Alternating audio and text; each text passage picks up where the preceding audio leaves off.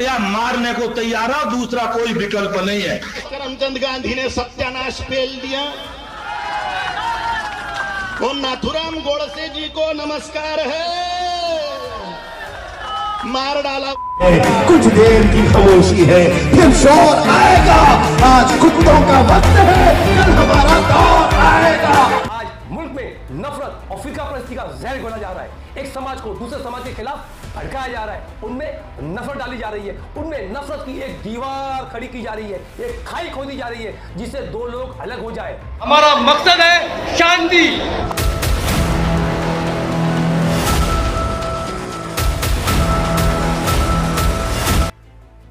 आप देखेंगे कि माइनॉरिटीज के खिलाफ सरेआम खुल्लम खुल्ला हेट स्पीच, भड़काऊ भाषण, यानी कि खतरनाक भाषण, दंगा फैलाने वाले जैसे भाषण दिए जा रहे हैं। लोगों को उकसाया जा रहा है, लोगों को घर में हथियार रखने की ताकत दी जा रही है, लोगों को माइनॉरिटीज के खिलाफ हथियार उठाने की, नरसंहार करने की, मरने मारने की, माइनॉरिटीज का यानी मुसलमानों का कत्लेआम करने की डायरेक्टली बात की जा रही है और डायरेक्टली धमकी दी जा रही है। आप ये तमाम वीडियो आप खुद देख लीजिए।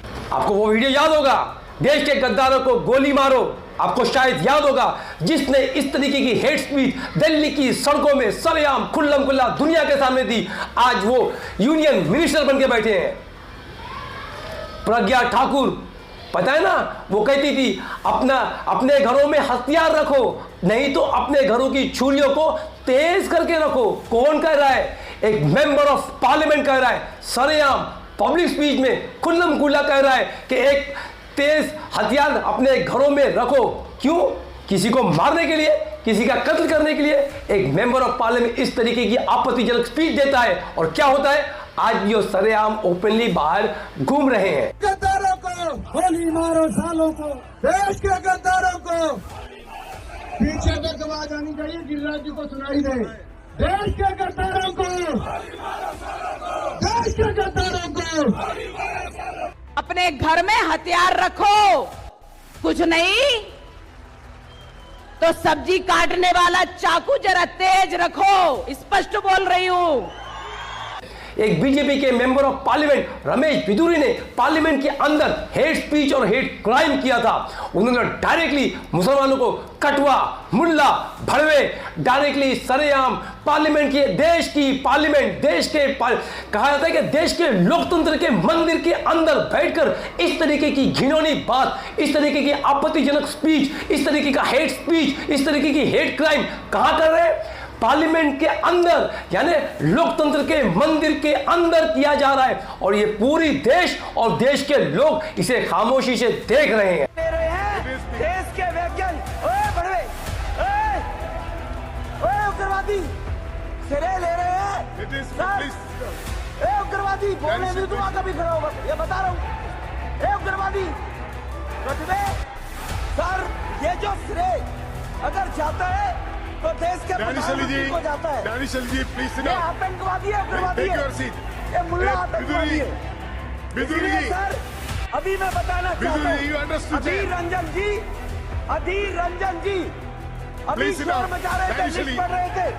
उस लिस्ट में अधीर रंजन जी जब लिस्ट पढ़ रहे थे 1975 में लेकर अभी तक, इसकी बात करते रहना थी। बाहर देखो इस मुल्ले को। आप जानते होंगे यति नरसिंहानंद गिरी, आप YouTube पे खाली उनका नाम टाइप कीजिए, आपको हजारों hate speech, directly openly hate speech नहीं कहूंगा मैं, डायरेक्टली भड़काऊ भाषण, एक कम्युनिटी को दूसरे कम्युनिटी के खिलाफ भड़काने वाला भाषण, लड़ाई करने वाला भाषण, मारने काटने वाला भाषण, हथियार रखने वाला भाषण और डायरेक्टली एक कम्युनिटी को दूसरे कम्युनिटी को कत्लेआम करने वाली स्पीच अवेलेबल है। आप खुद देख सकते हैं और वो आज भी कंटिन्यूस तौर पर हेट स्पीच और हेट क्राइम और नफरत वाले भड़काऊ भाषण देते रहता है। आप खुद देख लीजिए। लेकिन आज भी यति नरसिंहानंद सरेआम खुल्लम खुल्ला घूम रहा है। 3 days of calls of genocidal violence against Muslims. अब ये बात इतने अंतर है, या तो खुद मरने को तैयार रहो या मारने को तैयार रहो, दूसरा कोई विकल्प नहीं है। सुदर्शन टीवी के सुरेश चक्रवान के वो तो खुल्लम खुल्ला सरेआम डेली बेसिस पे हेट स्पीच, हेट क्राइम, नफरत, एक कम्युनिटी को दूसरी कम्युनिटी के खिलाफ एक कम्युनिटी को दूसरे कम्युनिटी के खिलाफ भड़काने का, मारने का, मरने का डायरेक्टली बात करता है, वो तो डायरेक्टली अपने टीवी चैनल पे, अपने वीडियोस पे हथियार लहराता है, हथियार दिखाता है, और फिर भी आज वो सरेआम खुल्लम खुल्ला बाहर घूम रहा है, उसकी कोई गिरफ्तारी नहीं हो रही है। शपथ लेते हैं, वचन देते हैं, संकल्प करते हैं, हिंदुस्तान को हिंदू राष्ट्र बनाने के लिए,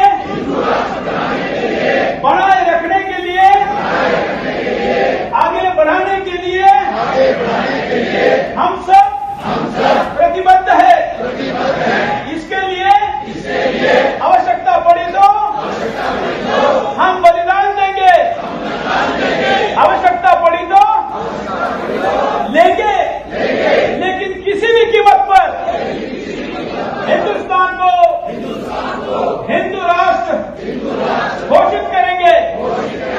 इस संकल्प के लिए हमारी कुल देवता, हमारी ग्राम देवता, हमारे पूर्वज हमको शक्ति दे, सामर्थ्य दे, जय दे, विजय दे, विजय दे, विजय दे, विजय दे।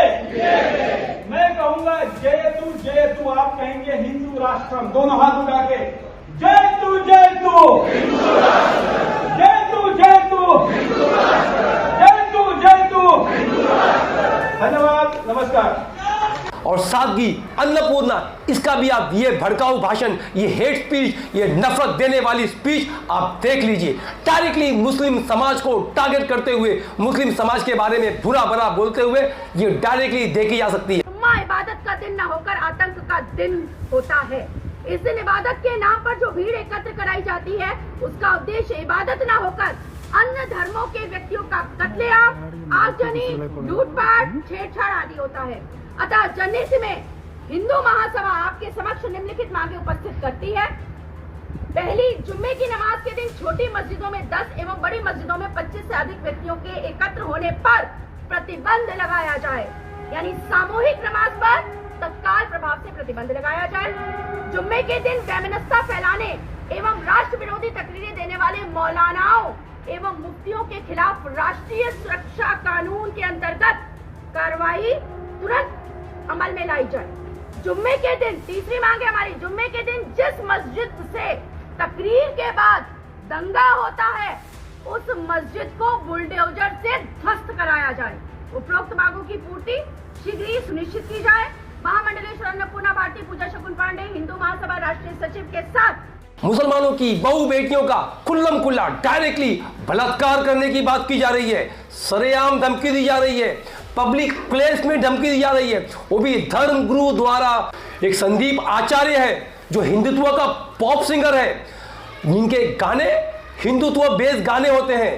हिंदुत्व बेस्ड गाने में कोई बुराई नहीं, लेकिन एक भड़काऊ गाने, हेट गाने, एक कम्युनिटी को दूसरे कम्युनिटी के खिलाफ भड़काने वाले गाने, मतलब डायरेक्टली मुसलमानों को डिफेम किया जाता है। डायरेक्टली उस गाने में मुसलमानों को देश छोड़ के जाने की बात की जाती है। डायरेक्टली उस मुसलमानों को गंदे गंदे अल्फाजों से पुकारा जाता है, मुसलमानों पे तंज की जाती है, मुसलमानों को एक बुरा भला अपने गाने के अंदाज में किया जा रहा है ताकि लोग खुश हो सके। आप सोचिए, इनके गाने, इनके हजारों लाखों फॉलोअर्स है। जब इनका YouTube चैनल एक बंद होता है, ये दूसरा YouTube चैनल खोल देते हैं और फिर वापस से, लेकिन आज तक इन पे कोई गिरफ्तारी, इन पे कोई शिकंजा नहीं कसा।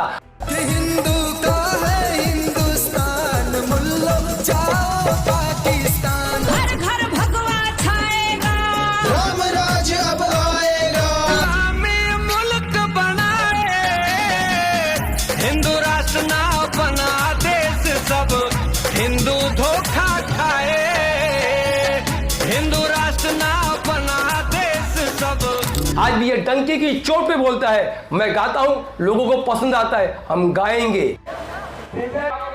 People have traveled huge distances to listen to his songs. मिलके सब लोग बोलना तालियां बजा के, मस्जिद कहीं और बनाओ, ये राम लला का डेरा है। I heard Sandeep rabble-rousing as the authorities remained a mute witness to what amounts to hate speech. You have a song with lyrics which says, Abdul uncle, you are a tenant in this country. Why should we tolerate your presence? Why do you think Muslims are tenants in India? My thinking is when India was divided on religious lines in 1947, then I don't think Muslims should have anything here. They've been allowed to live here, but they're now increasing their population, want to divide India again, and are sitting on our heads. Singers like Sandeep and their radical songs have consequences. In 2022, a communal riot broke out after a Hindu religious procession turned violent in Khargone in Madhya Pradesh. Hindutva pop and sloganeering was heard on loudspeakers before an incited mob turned violent. Many Muslim homes were burned. Hindu का है हिंदुस्तान मुल्लो जाओ पाकिस्तान। इनके गाने में directly और indirectly मुसलमानों को target किया जाता है, डायरेक्टली और इनडायरेक्टली मुसलमानों को बुरा भला बोला जाता है, डायरेक्टली और इनडायरेक्टली मुसलमानों को गालियां दी जाती है और वहाँ पर लाखों लोग बैठ के झूमते हैं, तालियां बजाते हैं। और सोचिए वहाँ पर बैठे हुए मासूम बच्चे हैं जिन्हें पता नहीं हेट स्पीच क्या होता है, हेट क्राइम क्या होता है, हिंदू क्या होता है, मुस्लिम क्या होता है, अलग अलग धर्म क्या होते हैं। वो तो मासूम बच्चे हैं। जैसे उनका माइंड डेवलप किया जाएगा वैसे वो आगे आने वाले वक्त में वैसे इंसान बनेंगे। आज मुसलमान को हिजाब के नाम पे, कभी लव जिहाद के नाम पे, कभी धर्मांतरण के नाम पे, कभी काउ स्लॉटर के नाम पे, कभी मीट खाने के नाम पे, कभी गोश्त खाने के नाम पे मुसलमानों को कंटिन्यूस तौर पर टारगेट किया जा रहा है। मुसलमानों की कंटिन्यूस तौर पर मॉब लिंचिंग की जा रही है। मॉब लिंचिंग करते करते मुसलमानों की जानें मार दी जा रही है। हमने देखा पिछले कुछ सालों में कितने मुसलमानों को मॉब लिंचिंग करके उनको मार दिया गया। और ये सिर्फ हेट स्पीच और हेट क्राइम का नतीजा है कि जो इस तरीके के हालात हमारे देश में पैदा हुए हैं। ये विश्व हिंदू परिषद और ये बजरंग दल जैसे संगठन, ये आतंकवादी संगठन मैं इन्हें कहूंगा, ये सरेआम खुल्लम खुल्ला समाज को और लोगों को बांटने का काम कर रहे हैं। एक समाज को दूसरे समाज के खिलाफ भड़काने का काम कर रहे हैं, एक समाज को दूसरे समाज के खिलाफ उकसाने का, लड़ाने का, मारने का, मरने का, हथियार उठाने का काम कर रहे हैं। अपने मंचों से सरेआम खुल्लम खुल्ला ये मरने मारने की बात करते हैं, ये दंगे फसाद की बात करते हैं, ये मुसलमानों का नरसंहार करने की, मुसलमानों का कत्लेआम करने की, मुसलमानों का सर्वनाश करने की बात कर रहे हैं। आज मुल्क में नफरत और फिरका परस्ती का जहर घोला जा रहा है। एक समाज को दूसरे समाज के खिलाफ भड़काया जा रहा है, उनमें नफरत डाली जा रही है, उनमें नफरत की एक दीवार खड़ी की जा रही है, एक खाई खोदी जा रही है जिससे दो लोग अलग हो जाए। याद रखना, हमारे मुल्क की ताकत, हमारे हम सब की, हिंदू, मुस्लिम, सिख, ईसाई, दलित, एससी, एसटी, ओबीसी, बौद्ध, तमाम लोगों की मिलके एक ताकत, जो एकता है, जो यूनिटी है, यही हमारे देश की ताकत है और यही हमारे देश की रियलिटी है। और अगर हम हमारे लोगों को, हमारे देश के लोगों को दो टुकड़े में बांटेंगे, हिंदू मुस्लिम में बांटेंगे, जाति धर्म में बांटेंगे, ऊंच नीच में बांटेंगे, तो हम और आप तो तकलीफ में रहेंगे, लेकिन इससे हम और आपका देश कमजोर होगा। और जो इस देश से प्यार करता है, जो इस मुल्क से प्यार करता है, जो अपने वतन से मोहब्बत करता है, वो कभी नहीं चाहेगा कि मेरा वतन कमजोर हो, मेरे वतन में झगड़े हो, मेरे वतन में दंगा फसाद हो। पॉलिटिकल पार्टियां अपना पॉलिटिकल गोल हासिल करने के लिए, अपना सेंटर में राज कायम करने के लिए, अपनी सत्ता हासिल करने के लिए, दोबारा सत्ता में आने के लिए, सत्ता पे कब्जा जमाने के लिए ये लोगों में नफरत और फिरका परस्ती का जहर घोल रही है। हमें सावधान होना है, हमें इन तमाम चीज़ों से बचना है। मैं किसी के फेवर की बात नहीं करता। जो हक है, जो ट्रूथ है और जो देश हित में है, वो बात मुझे करना है, आपको करना है। और ये जो नफरत और फिरका परस्ती की आग लगाई जा रही है, क्या इससे सिर्फ मुसलमानों का नुकसान होगा? सिर्फ इससे मुसलमानों को तकलीफ होगी? नहीं, इससे हर एक वर्ग के, हर एक लोगों को तकलीफ होगी। वो राहत इंदौरी साहब का शेर है ना, लगेगी आग तो आएंगे कई घर जद में, लगेगी आग तो आएंगे कई घर जद में। यहाँ पर सिर्फ हमारा मकान थोड़ी है, इसीलिए ये आग को बुझाना होगा और ये आग को, ये नफरत की, ये फिरका परस्ती की आग को बुझाना है और ये बुझाने का दायित्व आपका, मेरा और पूरे भारतवासी का, भारत में रहने वाले हर एक का ये दायित्व और फर्ज है कि हम इस नफरत की आग को बुझाएंगे। कोई दूसरे वर्ग का, दूसरे धर्म का कितनी भी हेट स्पीच देगा, कितना भी हेट क्राइम करेगा, कहाँ भी हेट क्राइम करेगा, कितनी भी डेंजरस तरीके की हेट स्पीच देगा, किसी भी लेवल की हेट स्पीच देगा, कितना भी नफरत घोलेगा, उसके खिलाफ कुछ नहीं किया जाएगा। लेकिन आप एक विशेष वर्ग के हैं, यानी अगर आप मुसलमान हैं और अगर आप थोड़ा भी कुछ बोलेंगे तो आपको उठा के जेल में डाल दिया जाएगा। क्या ये मैसेज दिया जा रहा है? देश का कानून सिर्फ एक वर्ग के लिए है? हमारे भारत का संविधान जो बाबा साहेब अंबेडकर ने लिखा है उसमें हर एक को बराबरी का हक है, इर्रेस्पेक्टिव ऑफ हिंदू, मुस्लिम, सिख, ईसाई, दलित, SC, ST, OBC, बौद्ध, irrespective of anybody, everybody has an equal right in the eyes of law। कानून की निगाह में हर एक आदमी, हर एक वर्ग, चाहे वो किसी भी धर्म का हो, किसी भी जाति विशेष का हो, किसी भी मजहब का हो, बराबर है। तो फिर ये भेदभाव क्यों? तो हेट स्पीच, जो तमाम हेट स्पीच के वीडियो आपने देखे, मैं उन्हें हिंदू नहीं कहूंगा, क्योंकि उन्हें हिंदू कह के मैं मेरे तमाम हिंदू भाइयों का जो इस देश में विश्वास रखते हैं, जो इस देश से मोहब्बत करते हैं, जो इस देश के वफादार हैं, जो इस देश में एकता और अखंडता चाहते हैं, जो इस देश में मिलजुल कर प्यार मोहब्बत से रहते हैं और फ्यूचर में रहना भी चाहते हैं, वो तमाम हिंदुओं की, अगर मैं उन्हें हिंदू कहूंगा तो ये तमाम हिंदुओं का अपमान होगा। वो कुछ हिंदुओं में से कुछ मुट्ठी भर लोग हैं, कुछ चुने हुए लोग हैं जो इस तरीके की हेट स्पीच, हेट क्राइम और नफरत बांटने का काम करते हैं। उन तमाम ये नफरती चिंटुओं को मैं हमारे हिंदू भाइयों से कंपेयर करके मैं मेरे हिंदू भाइयों का और हिंदू समाज का और हिंदू धर्म का अपमान नहीं कर सकता। तो इस देश में जहां पर कॉन्स्टिट्यूशन का राज है, जहां पर संविधान चलता है, जहां पर रूल ऑफ लॉ चलता है, वहां पर इस तरीके का भेदभाव बिल्कुल भी अच्छी बात नहीं है कि समाज के एक वर्ग के हेट क्राइम, हेट स्पीच और नफरत फैलाने पे कोई एक्शन नहीं और यहां पर दूसरा वर्ग अगर जरा सी भी बात बोले अपने लोगों को जगाने के लिए तो हेट क्राइम के तहत उन्हें उठा के जेल में ठूस दिया जाए। ये तो सरासर नाइंसाफी है। तो मैं मेरे शासन प्रशासन से, मेरे मुल्क की लॉ एंड ऑर्डर से, कानून व्यवस्था से ये अपील करूंगा कि बराए मेहरबानी संविधान के तहत इंसाफ कायम कीजिए। हम अभी भी आपसे उम्मीद रखते हैं कि ये भारत हमारा है, हम सबका भारत है और हम सबको अपने रूल ऑफ लॉ पे, अपने कॉन्स्टिट्यूशन पे, अपने संविधान पे और अपनी अदालतों पे आज भी यकीन है और उस यकीन की बुनियाद पर हम आपसे अपील करते हैं कि इस तरीके की नाइंसाफी ना होने पाए, किसी के साथ भी नहीं, चाहे वो हिंदू हो या मुस्लिम हो या सिख हो या ईसाई हो या किसी भी दलित, SC, ST, OBC समाज से बिलोंग करता हो।